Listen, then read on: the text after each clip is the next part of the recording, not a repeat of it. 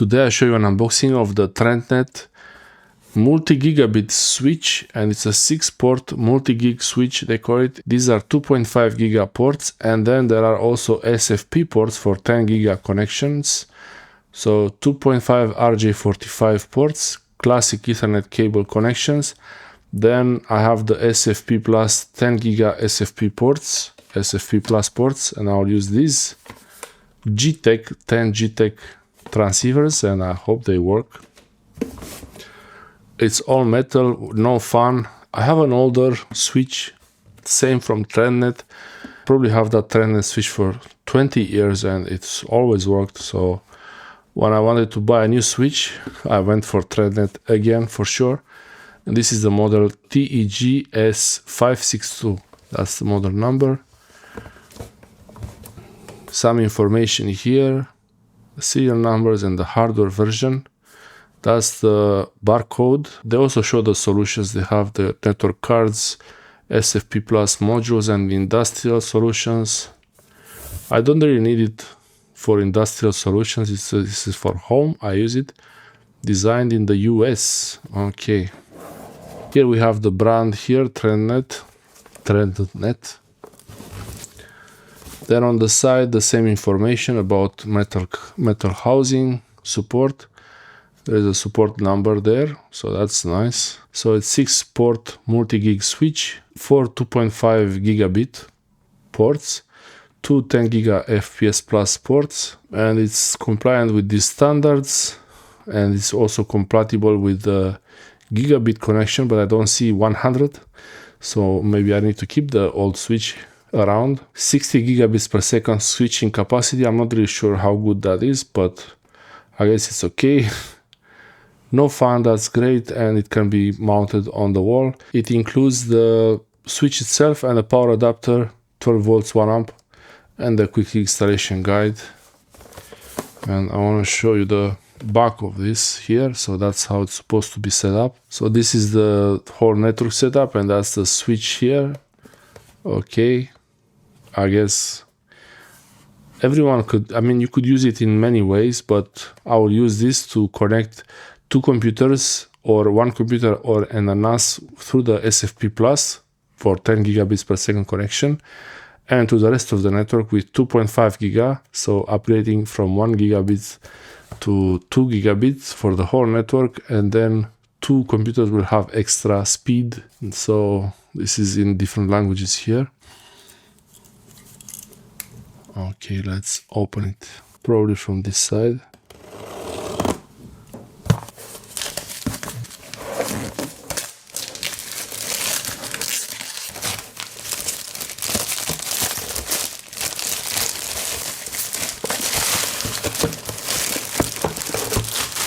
Okay, that's it. Now the box is ready to open.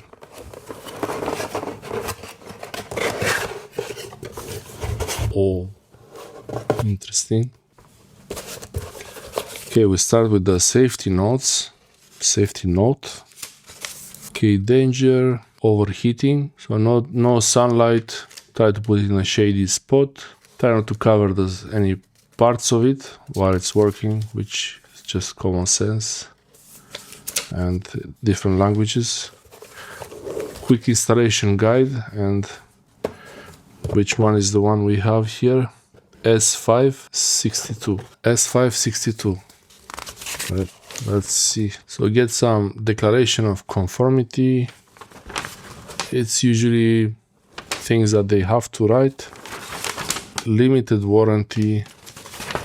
On this side is more interesting. So you connect the router to one of the Ethernet ports here. Then you can connect to a server with the 2.5 giga adapter. And you can also connect an access point to the 2.5 giga. And the SFP plus modules, they are separate, but I hope they work together. The same switching capability as the Ethernet S562.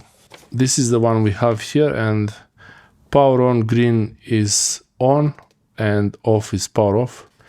The link green is 2.5 giga connected. amber is 1 giga connected, and if it's blinking, it's sending and receiving data. For the SFP ports, green is 1 giga or 10 giga connected, and green blinking, it's transmitting data, and if it's not on, there is no link. Okay, so we have here power adapter, and this is really important. I always like to see the details of the power adapters in case they need to be replaced later. Input 100 to 240, so it's adjustable automatically. And the output, which is important here, is 12 volts, 1 amp, 12 watts. So, and the center is positive and the outside is negative, made by Shenzhen. I don't see any other markings on it, but it's small, so it's a switching power supply. I'm glad the power supply is more modern now, which it should be because it's 2025 now. And that's the connector. In the middle is positive and outside is negative. I think this is 2mm barrel connector, and this is very well tied here. The length of this cable seems maybe 2 meters, so it's going to reach different places around the rack. And here, this is the usual, the European style connector. Looks like it's not moving, looks okay. And now the big piece, seems like there is some kind of dust in here, but it's much smaller than I thought. The older one, I think it's bigger. I like it that it's smaller. Maybe it's the same size, but it's really heavy. Wow. Okay, there is nothing else in the box there. Okay, there was something here, rubber feet. And that's the box, nothing else there. So we have these rubber feet, or one. Oh, it's only one. Maybe the other one is stuck somewhere. Ah, yeah, it's these are the rubber feet. I have to open them and install them. I will install them because I need it to be stable on the surface, on the desk. I will not install it on a wall, but it's interesting how this plastic looks a bit, maybe it's just a plastic damaged. Okay. Simple packing. Simple but effective. A smell test. Interesting. These ones, they smell like electronics, the usual smell, but they smell a bit like mobile phones. Yeah, the SFP modules, they have more of a smell like mobile phone packaging. That's the switch. It feels like it's interesting material there. The old switch had the cables on one side and the lights on the other side, but this one has cables and lights on the both same side. And also these vents, you should really keep them uncovered so the heat can escape from both sides. That's the TRENDnet. So there is nothing here on this side, and at the bottom here at the back there is information, serial number. Here we have the information for the switch. Most important is power input range 12 volts DC 1 amp, and it's 6-port multi-gig switch, so that's why it's smaller, because the previous switch I had was 8 ports, but it was gigabit. This one is 6 ports, but I don't really need so many ports. These are actually 4 ports here, and they are Ethernet 2.5G, but they also work with 100 and 1000, so they are really backwards compatible to gigabit and the older connections for old laptops or devices. This is where the power goes in, and then the light indicators for each one. Most important thing about this switch, it's here, and this one looks like it's not straight. I don't know what's that. Why it's like this? It doesn't look straight.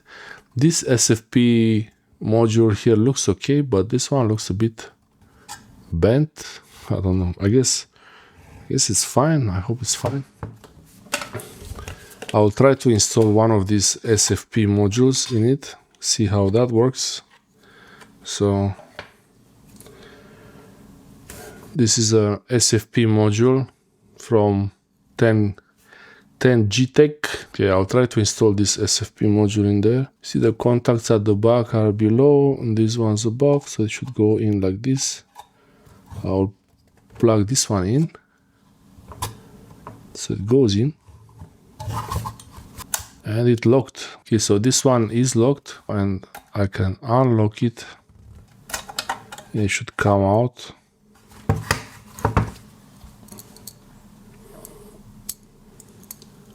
That's how this thing looks. I was supposed to unlock it and then plug it in like that.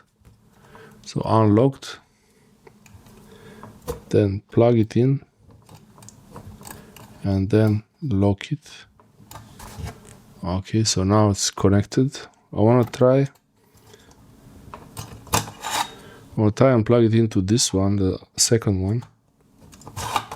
It still works. Is it?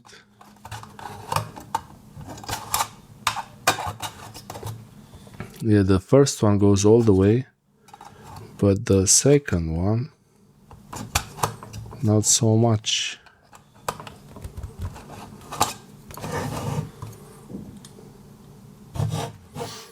So maybe there is a problem that is like that.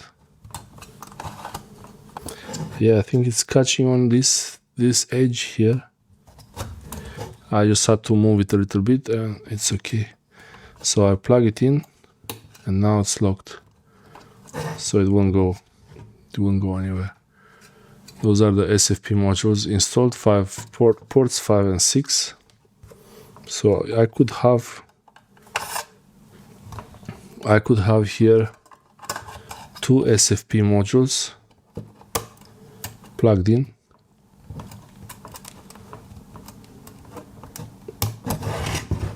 Ready to use, and you could have the SFP modules plugged in into the switch, and even if you don't need them, they could be sitting there. And when I need them, I remove this cover and then I can install the fiber optic cable. That's how this whole thing is supposed to be working. These transceivers don't come with the switch, so you have to buy them separately. So I bought them separately. Okay, unlock and remove. Okay, I put them in their box for now. And all it is here, the SFP module, it's a connector that goes directly to the processor of the switch. So it will communicate to the parts that needs to communicate. Yeah. Let's see if this thing can plug in. Yeah. Okay, the power plug is pretty easy to install, and in a future video I will set up this switch with the fiber optic cable and with the fiber optic cable transceivers. And I will also install it like this with the rubber feet, because I don't need to install it on the wall. It's not, for me, it's not wall mounted, and they will go here. I'm not sure those rubber feet how solid they will be, but I will try not to move it. I'll try not to move it too much. Thanks for watching.